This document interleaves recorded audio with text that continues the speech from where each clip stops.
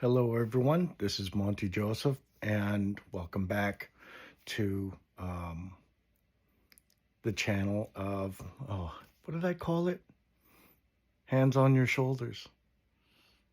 You know, the reason I called it that was simply because I think of my ancestors, and all the people that helped me get to where I am in my sobriety and uh, all the things that I did wasn't on my own. It was with the help of many people, many hands.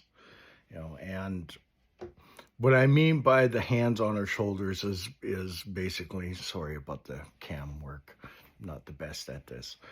What I mean by that is the ones who have supported me and and even calling me on my worst garbage, and said like, hey, you can't act that way, or you can't say that, or you can't, check yourself because what you're saying is absolutely ridiculous and you're acting dumb or whatever it may be.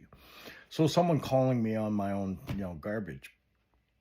And why I wanted to call it that was because not just because of that, but also, those who have, walked my path know it very well. And it's with those hands on my shoulders that I, have been able to kind of move forward. So that's the basic reason why I want to call it that. Um, the other part that I wanted to actually discuss was in regards to a saying that actually came to me a long time ago, and it's always kind of rung very true for me. And it is, the things you do to yourself doesn't just happen to you; it occurs to everyone around you. You know, and the basic idea of that is that even if you do good things, bad things, hurtful things, mean things, whatever it doesn't just affect you. It affects the people that love you and care about you. It affects your boss. It affects your customers. It affects everyone around you. So you always you would want to strive towards becoming a better person, so that way what you do and what you give is something better than a simple smile. And even a simple smile actually makes a really huge difference in a person's life.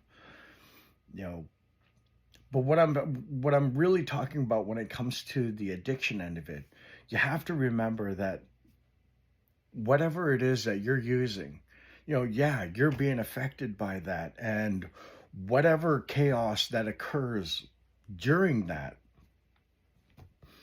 and whether you end up in jail or whether you end up overdosing or whether you end up in the hospital, that just doesn't just affect you. That doesn't just affect the doctor or the nurses or the RCMP officer or the officer, depending on what country you're from, or the jailing system, or you know uh, the cab driver, the bus driver, or the pedestrian who's walking past you, you know, as your kind of near lifeless body is laying on the ground.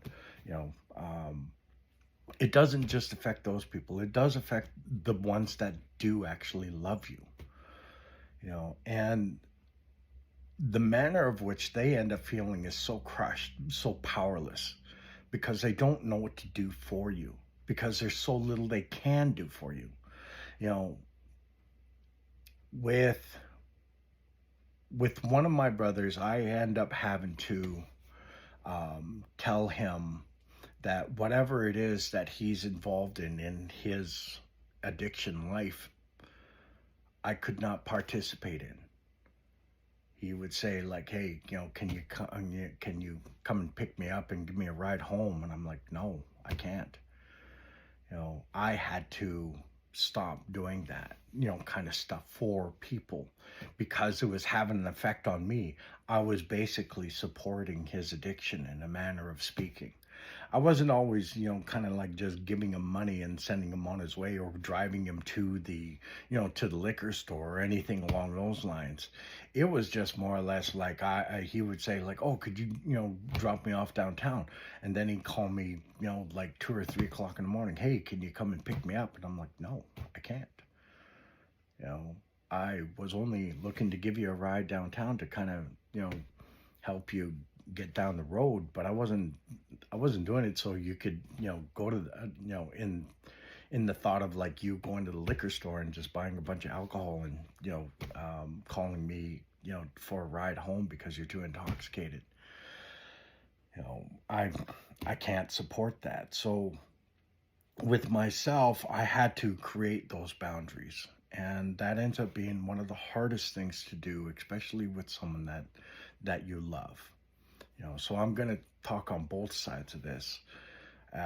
As the addict, I have, done those things where I've kind of made those calls in hopes that someone would pick me up. And they said, "No, you're on your own. You've chosen a path and we can't follow you. We can't help you with that." And I'm like, okay. And it wasn't for lack of love. It was, the best and greatest type of love as to why they were choosing that direction. So I was, but at the time I was like really hurt by it.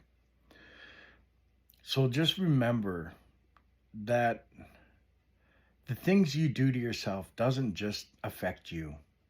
It affects everyone around you.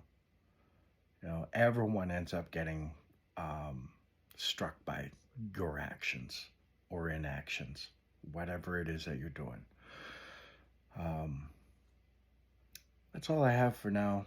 So thank you very much for listening. Always remember, have fun, play safe, and always remember, play nice with the other kids.